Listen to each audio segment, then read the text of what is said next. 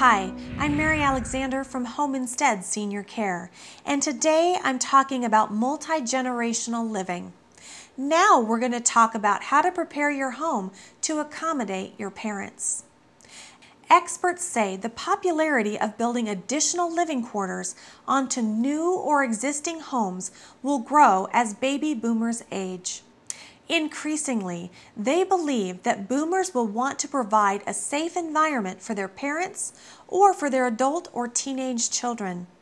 In fact, a 2007 survey by the National Association of Home Builders found that 62% of the architects sampled said they would expect second master suites to increase by 2015 in custom and upscale homes. For some families, there is the possibility of adding on to an existing home to include what's commonly called an in-law apartment. These units are usually attached to the main home, but have separate access and egress. Most, at least, have a private bed and bath, and some include additional living and kitchen areas. But for many families, having mom or dad come to live with you means having them right in the same living quarters with the rest of the gang. So, what can you do to make sure your home is ready for mom or dad to move in? Most people don't think about the hazards a typical home can hold for an older adult. But the dangers can become frighteningly evident after a senior moves in. So before your senior loved one moves in, you should consider consulting a Certified Aging in Place specialist. A Certified Aging in Place specialist, or CAPS, has earned a special national education designation, which means they have learned how to design or modify homes for aging in place. Most CAPS professionals are remodelers, but an increasing number are general contractors, designers, architects, and healthcare consultants. In general, they will help make sure your home will be a safe and comfortable place for your parents. According to AgeInPlace.com, there are a number of things to keep in mind when assessing modification needs. First, if your parent is currently using a cane, walker, or wheelchair, be sure to determine if doors are wide enough to accommodate them, or that sinks and counters are at levels they can access. Next, look at room features or hallways that can be difficult to navigate, or ornamental fixtures that are hard to get around that may need to be removed or modified. Also, give thought to new or existing flooring, high pile carpeting, area rugs, or flooring that has a slippery surface can be a trip and fall hazard.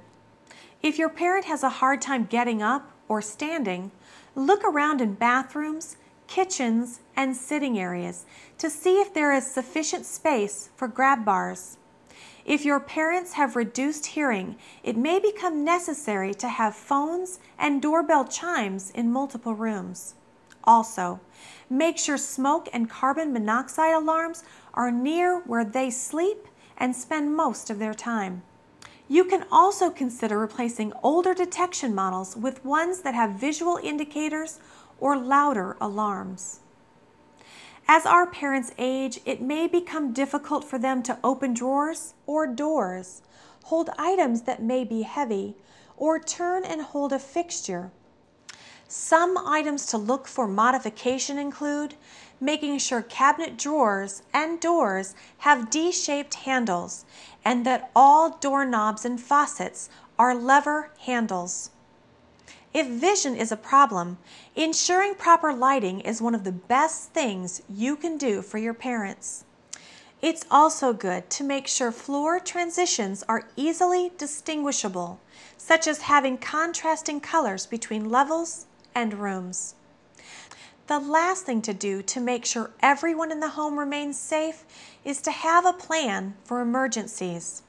This not only means what to do in the event of a fire, but also what to do if your parent experiences a medical emergency. Make sure all family members, especially young children, know about dialing 911. It's also important to make sure all of your parents' medical information, such as health conditions, doctor names, insurance, and a list of medicines, is readily available to emergency personnel. Everyone who lives in the home should be able to point them to it, so a good place to leave it is in an envelope on the refrigerator. Also, if there are young children and there is a medical emergency, make sure someone can remove them from the room and reassure them. You might also need backup childcare if you need to accompany your parent to the hospital. This may all seem a bit scary and daunting, but with proper planning, having your senior loved one live with your family can be a loving and rewarding experience.